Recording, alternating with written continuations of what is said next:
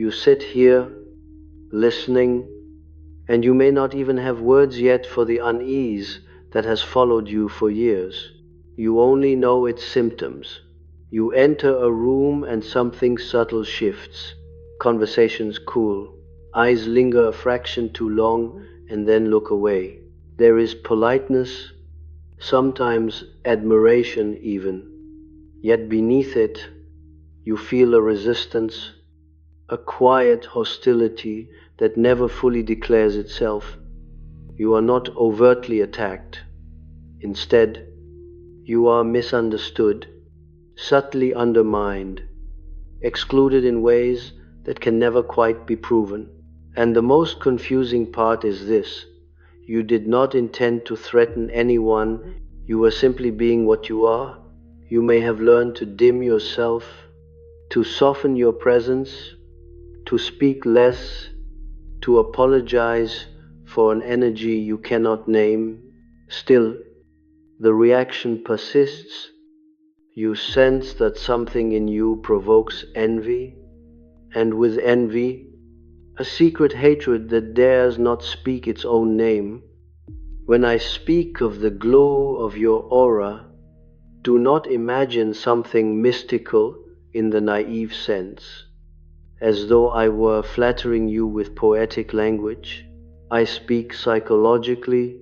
I speak of a psychic luminosity, an integrity between what you feel, what you think, and what you live that others have not yet achieved within themselves. This glow is not perfection. It is coherence. It is the visible effect of an inner alignment that has not been entirely broken by fear, repression, and the endless compromises demanded by the collective. And because it is visible, even when you try to hide it, it becomes a mirror. You do not accuse anyone by existing as you are, yet your presence silently exposes what others have buried. This is why the problem is dangerous, not because you are in danger of being admired, but because you are unconsciously enlisted into the inner conflicts of those around you. You must understand this clearly, or you will continue to suffer without knowing why. Envy is not the simple desire to have what another has. That is a childish misunderstanding. Envy, in its deeper psychological form, arises when the psyche encounters an image of its own unlived life.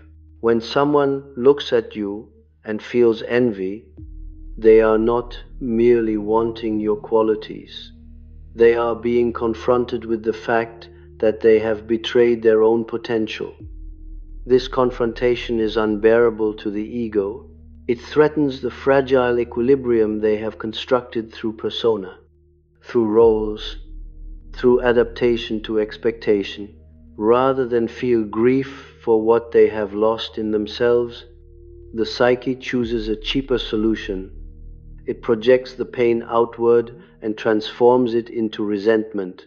Thus, admiration curdles into hatred, and the one who shines becomes the enemy. This is why the phenomenon has a fated quality to it.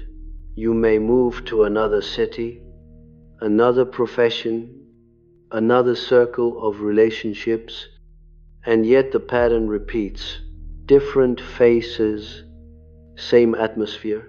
This is not because you are cursed, nor because the world is uniquely hostile.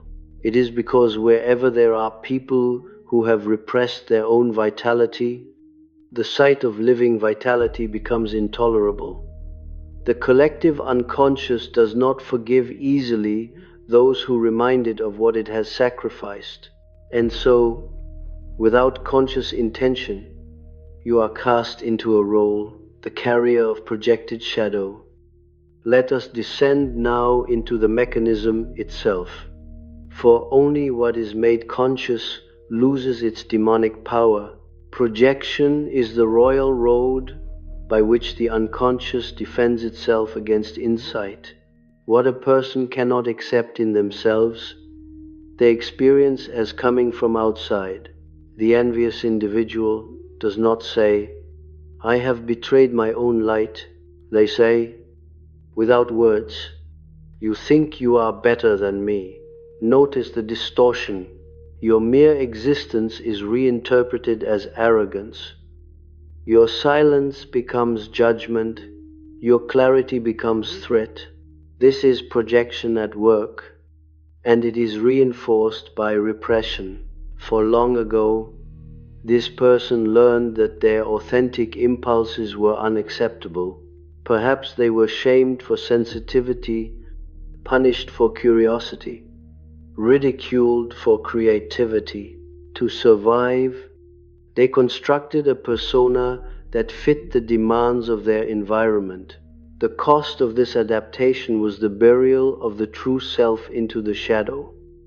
Now imagine what happens when you appear.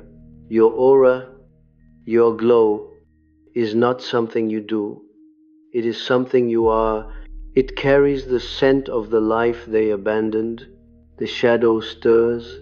Old longings awaken. Angia rise. But its source is unknown. The psyche cannot say, I hate myself for what I gave up. So it says instead, I hate you for reminding me. Thus secret hatred is born, cloaked in smiles, politeness, even false support. I will tell you of a dream brought to me by a woman who lived under this burden all her life.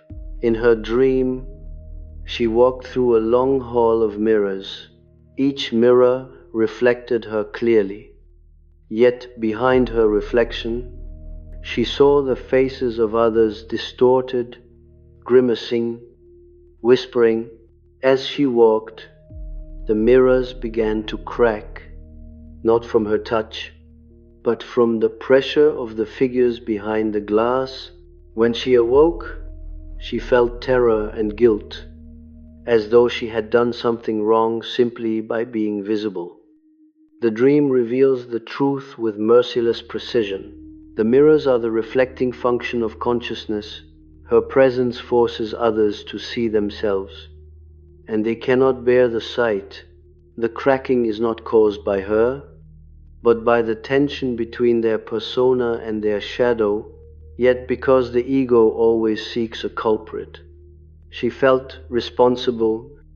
Another dream, this time of a man who had learned to shrink himself.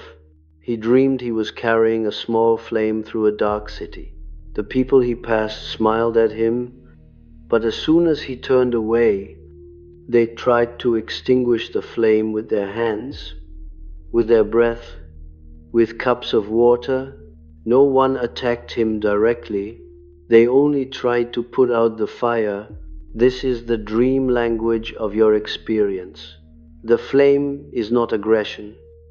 It is life energy, libido in the Jungian sense, the capacity to feel, to imagine, to desire. Those who have lost their own fire cannot tolerate its presence. They do not know that what they truly long for is to rekindle it within themselves. The symbols that appear again and again in such analyses are not accidental. The mirror, because your aura reflects what is denied. The labyrinth, because those who envy you are lost in inner complexity, they refuse to navigate. The serpent, because your vitality touches the instinctual layers they have demonized. The locked door, because you have passed thresholds they are afraid to open. And fire, always fire, because nothing exposes falsity faster than light. If you do not recognize this dynamic, the consequences are severe. You will internalize the projections. You will begin to doubt your own goodness, your own right to exist as you are. You will attempt to become invisible, believing that humility will save you. But humility that is born of fear is not virtue, it is self-betrayal. Your relationships will subtly deform. You will find yourself overgiving, over-explaining, trying to soothe an hostility that was never truly about you. Your sense of direction will blur. You may even feel guilty for your own happiness, as though joy itself were an act of violence against others. And yet, the task is not to harden yourself or to wage war against those who envy you. That would be another unconscious reaction, another entanglement. The Jungian path is more demanding and more freeing. It requires that you withdraw your energy from the projections of others without hatred and without self-denial. You must see clearly that their secret hatred is not a verdict on your character, but a message about their own unfinished inner work. When you no longer identify with their reactions, something remarkable happens. The glow of your aura becomes quieter, not dimmer. It stops pleading to be accepted. It simply is. This is the beginning of transformation, not only for you, but potentially for them as well. For when projection finds no hook, it sometimes collapses back into the psyche from which it came. This is painful for those who envy you, but it is also their only chance at growth. You are not responsible for saving them, nor for shrinking yourself to spare them discomfort. Your responsibility is to integrate your own shadow so that you do not unconsciously enjoy being envied. Do not secretly identify with the role of the persecuted light bearer. That too is a temptation of the ego. You see, even the glow can become a persona if you cling to it. True integration means you can carry your fire without needing witnesses, without needing enemies, without needing to be special. It means you can stand in the mirror and see not only your light, but also your own darkness, your own capacity for envy, resentment, and fear. Only then does the aura cease to provoke, because it is no longer inflated. It becomes human, and yet it remains luminous. If you can grasp this, truly grasp it, then the secret hatred of others will no longer poison your soul. You will recognize it as a shadow phenomenon, tragic rather than personal. And in that recognition, a door opens, not outward, but inward, toward a deeper individuation that no envy can touch. When you remain unconscious of this pattern, something subtle yet corrosive takes place inside you. You begin to participate in the drama without realizing it. The psyche has a strange tendency to seek explanation even where none is consciously offered. And so you may ask yourself again and again what you did wrong. This question, seemingly humble, is often the first betrayal, for in asking it compulsively, you assume guilt for a crime that does not belong to you. The shadow of the other begins to colonize your inner life. You replay conversations. You soften your opinions. You preemptively silence your instincts. You tell yourself that sensitivity requires self-erasure. In truth, this is how the glow is slowly suffocated from within. The collective has always punished those who carry an excess of psychic vitality.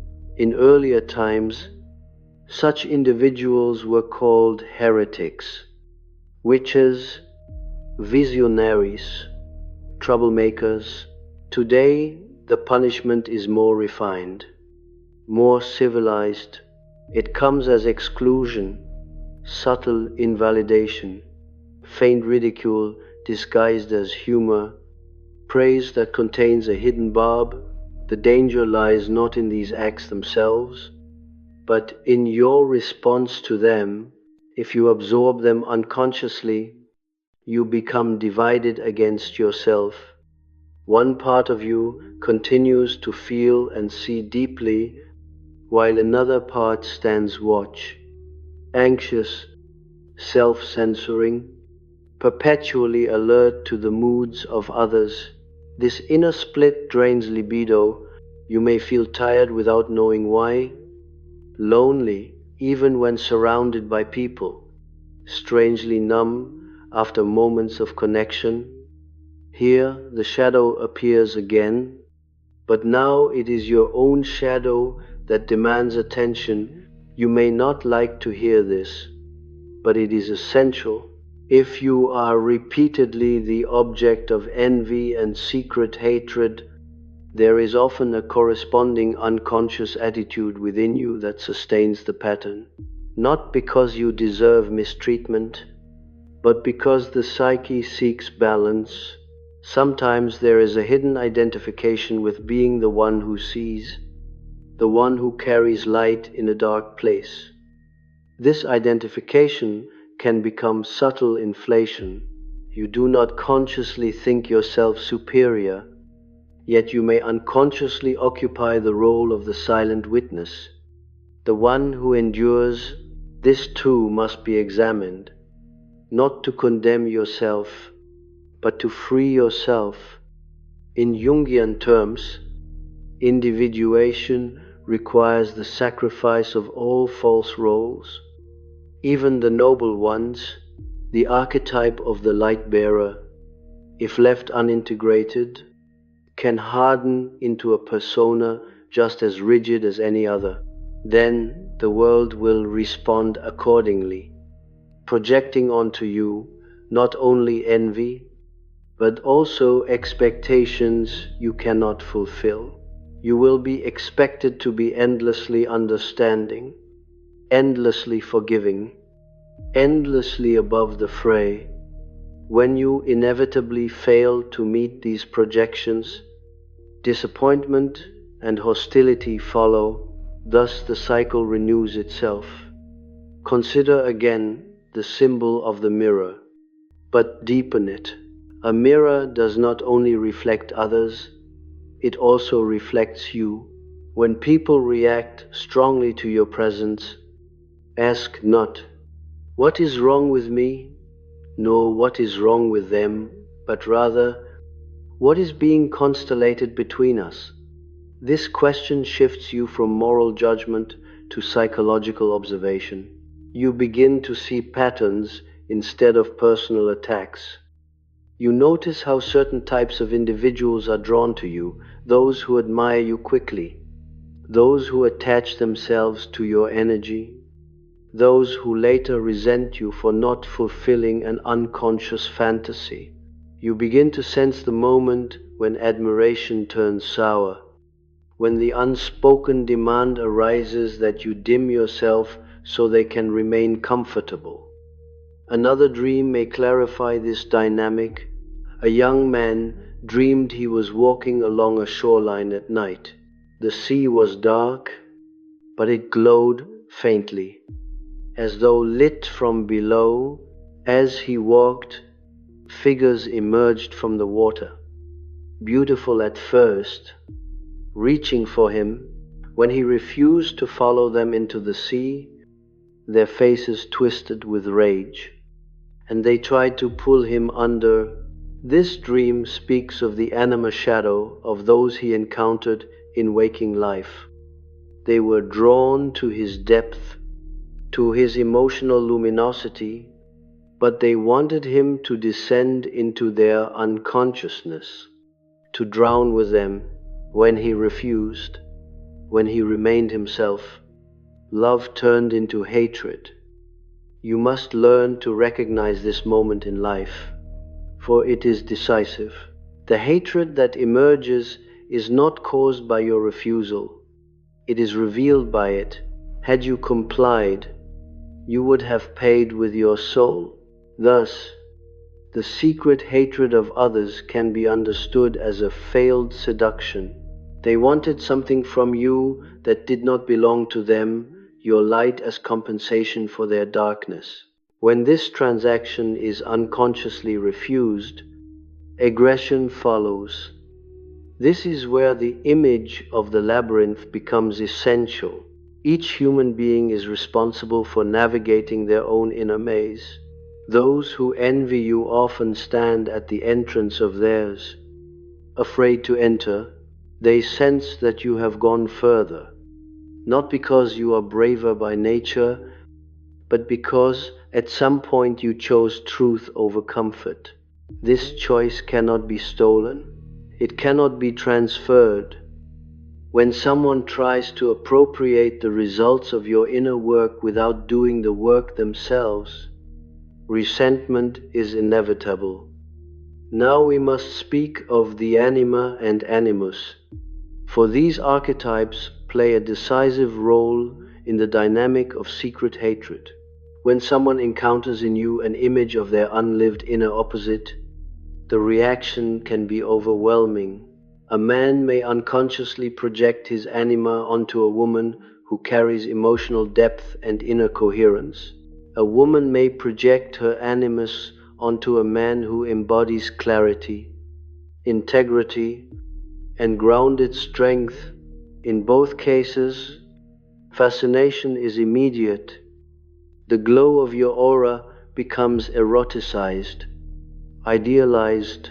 You are no longer seen as a human being, but as a carrier of an archetype.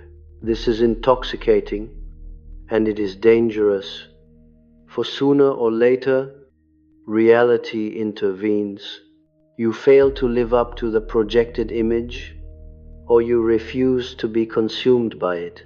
At that moment, love flips into hatred with astonishing speed. The projected anima or animus collapses back into the unconscious, and the ego feels betrayed. Yet the betrayal is imaginary. It was never your task to complete another person's psyche. Their rage is the rage of an archetype denied incarnation. If you are unaware of this, you may try to repair the rupture by giving more, explaining more, sacrificing more. This only deepens the entanglement. The correct response is not withdrawal into coldness, nor indulgence in martyrdom, but conscious differentiation. You must become psychologically separate without becoming emotionally closed. This is one of the most difficult tasks of individuation, and it is rarely understood. The serpent appears here as a final symbol for this phase. In many myths, the serpent is both feared and revered. It represents instinctual wisdom, the life force that moves without apology. Those who envy your aura often fear this serpent within themselves. They have learned to associate instinct with danger, desire with shame, authenticity with punishment. When they sense the serpent moving in you, alive and integrated, their fear turns into hostility. They would rather kill the symbol outside than awaken it inside.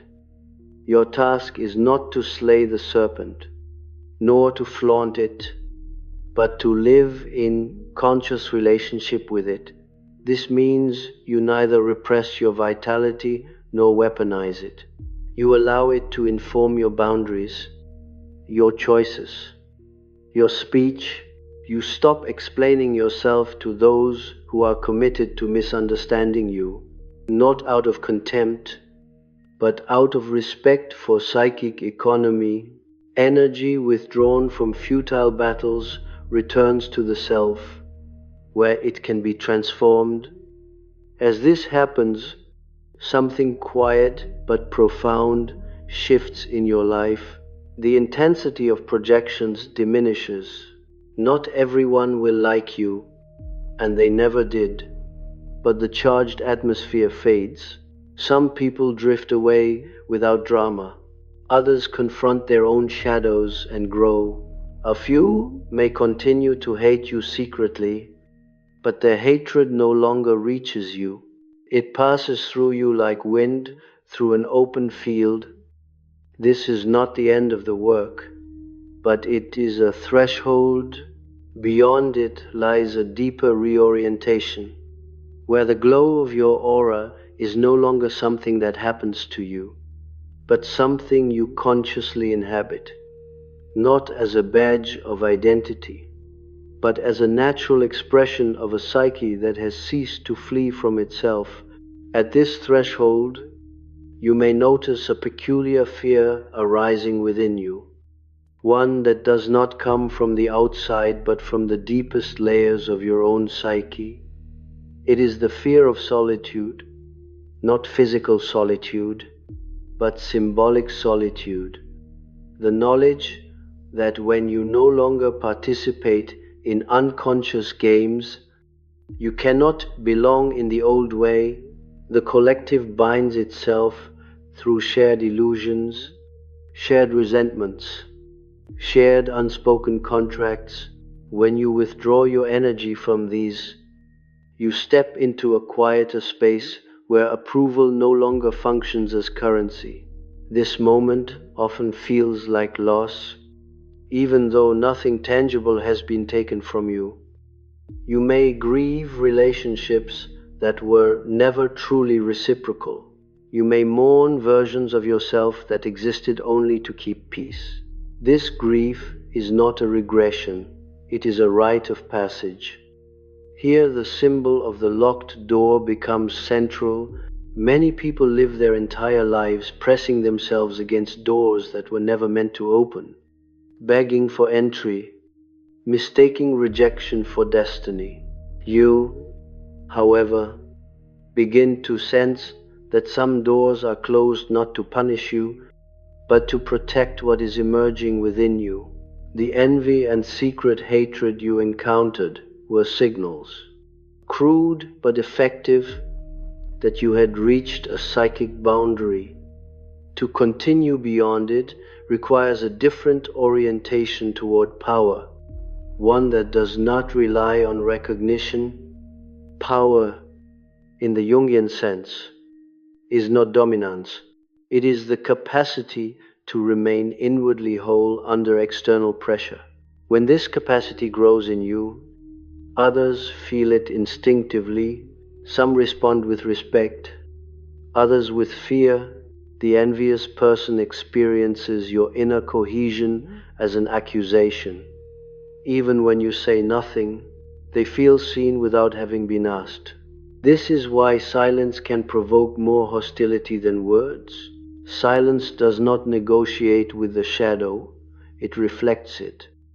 If you are not conscious of your own aggression, however, silence can also become a weapon. This is another shadow temptation you must confront. There is a fine line between not explaining yourself and punishing others with withdrawal. Individuation demands that you see this line clearly. Ask yourself, not once but repeatedly, whether your quietness is rooted in clarity or in resentment. Resentment poisons the glow as surely as self-denial.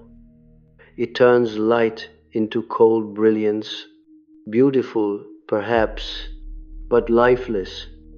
Consider now the symbol of the night sea once more, but from another angle. The sea represents the collective unconscious, vast, dark, and full of potential. To stand at its edge without being pulled under requires a strong ego self-axis. Those who envy you often sense that you can approach these depths without losing yourself. This capacity terrifies them because their own ego feels too fragile. They cope by clinging to structures, to rules, to identities that promise safety. Your presence threatens these defenses, not by attacking them, but by revealing their contingency. This is why attempts to fix how others perceive you are futile. Perception, shaped by projection, does not respond to evidence. It responds only to inner change. When you stop feeding the projection, When you no longer seek to be understood by those who cannot understand themselves, the psychic field reorganizes. You may find yourself drawn toward fewer people, but with greater intensity and truth. These relationships feel different. There is less admiration, less drama, but more reality. You are not idealized, and you are not resented. You are simply met. Here, a third dream image may emerge, often spontaneously in such phases. A person dreams of walking through a forest at dawn. The light filters through the trees, not blinding, not hidden. Animals watch from a distance, alert but calm. There is no audience, no threat. The dream suggests a psyche that no longer needs to perform or defend its luminosity.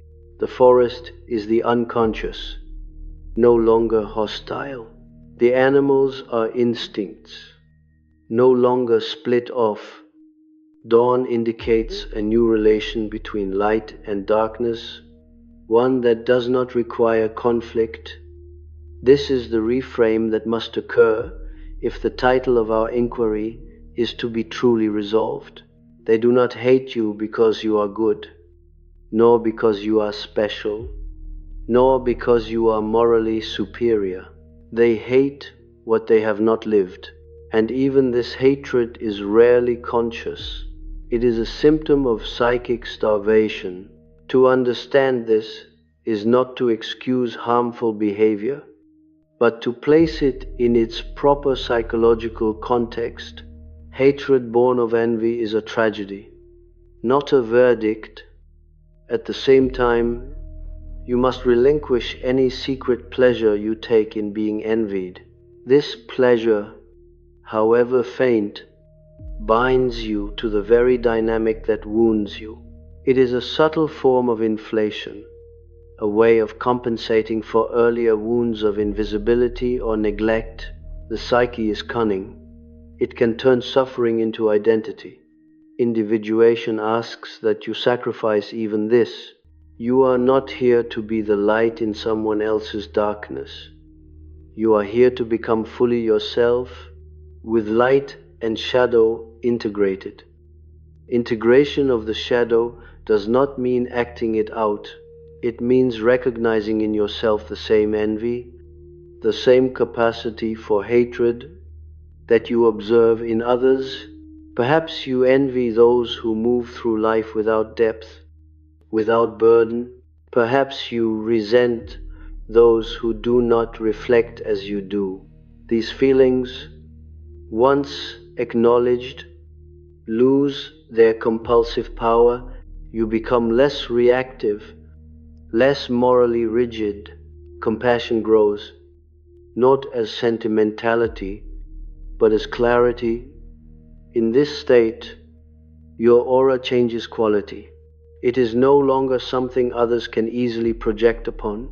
It becomes less mirror-like, more opaque in the best sense. Those who seek to use you as a screen for their unconscious dramas find no image to latch onto. They grow restless and move on. Those who are ready for encounter stay. This is not because you have become harder, but because you have become more real. The final symbol for this phase is fire, but not the wild flame that attracts attention and consumes oxygen. It is the hearth fire, contained, enduring, warming without scorching. Such a fire does not announce itself, yet it transforms the space around it. Those who come close feel its presence without needing to name it. Those who stand at a distance cannot extinguish it, because it no longer depends on their breath. As you live from this place, the question of secret hatred loses its urgency.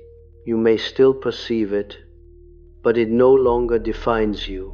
You see it as one among many psychic phenomena, no more mysterious than fear or desire. And in this seeing, you step closer to the center of your own life, where the glow of your aura is no longer a problem to be solved, but a natural consequence of a psyche that has stopped abandoning itself. Now we come to the place where many analyses hesitate, because it demands that you let go not only of pain, but of a certain narrative that has sustained you. Up to this point, you may have understood yourself as the one who is envied, misunderstood, quietly opposed. This understanding was necessary. It protected you from internalizing blame, but if you remain there, it will become another story the ego tells to secure its position. Individuation does not allow even accurate stories to harden into identity. What must emerge now is a deeper shift, one that moves beyond "they hate me" into a more unsettling truth: their hatred is no longer psychologically relevant. This does not mean it disappears. It means it no longer organizes your inner world. When that happens, something almost paradoxical occurs. You become less preoccupied with being seen clearly, and as a result, you are seen more clearly by those who matter. The psyche responds to authenticity not because it is impressive, but because it is rare. Most people are engaged in continuous self-distortion to maintain belonging. When you step out of this economy, you radiate a different order of reality, one that does not compete, seduce, or defend. This is why the glow of your aura changes from a provocation into a quiet fact. Here, the final symbol must be understood, the flame that no longer flickers in the wind. Earlier, your light reacted to the atmosphere around it. Praise made it brighter. Hostility made it defensive. Now it burns with its own rhythm. This is what Jung meant by the self as a regulating center beyond the ego. When you are aligned with it, external reactions lose their absolute power. You still feel them, but they do not decide who you are. At this stage, you may notice that people no longer feel compelled to test you in the same way. The subtle jabs diminish, the unspoken competitions fade. Some who once envied you become indifferent, others may even soften, sensing that the struggle they imagined was never real, and a few, perhaps the most wounded, may react with increased bitterness. For nothing enrages the shadow more than irrelevance, but even this you can now hold without contraction. You understand that their psyche is fighting a battle you are no longer enlisted in. This is where a crucial reframe must be completed. The glow of your aura was never meant to be a social advantage or a spiritual badge. It is the byproduct of a psyche that has chosen truth over adaptation, consciousness over comfort. Envy arises where this choice has not been made. Hatred arises where it is resisted. But neither envy nor hatred is the core issue. The core issue is whether you will continue to organize your life around reactions that belong to others. When you stop doing that, a subtle mourning takes place. You may grieve the fantasy that one day, if you explained yourself well enough, dimmed yourself skillfully enough, or loved generously enough, everyone would finally understand you. That fantasy dies here. In its place emerges something quieter and more durable: self-recognition. You no longer need the mirror of another's approval or rejection to know who you are. The mirror symbol dissolves, not because reflection is impossible, but because it is no longer required. This is the point at which compassion becomes real. Not the sentimental kind that excuses everything, but the clear-eyed compassion that sees suffering without absorbing it. You can acknowledge that many people hate what they envy because envy threatens their psychic survival. You can even feel sorrow for that, but you do not rearrange your life around it. Compassion without boundaries is self-annihilation. Boundaries without compassion are isolation. Individuation unites both. If you listen carefully, you may notice that the original question has quietly transformed. It is no longer, why do they secretly hate me, but what happens in me when I am no longer defined by their reaction? This question opens inward rather than outward. It leads you not into social strategy, but into psychological depth. You begin to sense a different axis of meaning, one that does not fluctuate with admiration or contempt. This is why the Jungian path never ends with advice on how to be liked, protected, or victorious. It ends with awakening to the structure of the psyche itself. You see that envy, hatred, projection, admiration, and rejection are movements within a larger field, not personal verdicts. When this realization takes root, the glow of your aura ceases to be something others envy, because it is no longer something you unconsciously offer as a substitute for their own work. And now, finally, you can hear the call hidden beneath the entire experience. It was never about them. It was about you being initiated into a life that does not bargain with unconsciousness. The secret hatred you encountered was the toll paid at the threshold of individuation. Many turned back at that point, dimming themselves, choosing comfort over truth. You did not, or you would not be here listening. So let the reframe be complete.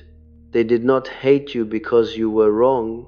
They envied the glow because it reminded them of a life they had not dared to live. And now that you understand this, the glow no longer needs to defend itself, explain itself, or justify itself. It simply remains, not as a challenge to others, but as a quiet allegiance to your own soul. This is not triumph, it is not revenge, it is not even resolution in the ordinary sense. It is a return to center, and from that center, the world may continue to react as it will, but you are no longer organized around reaction.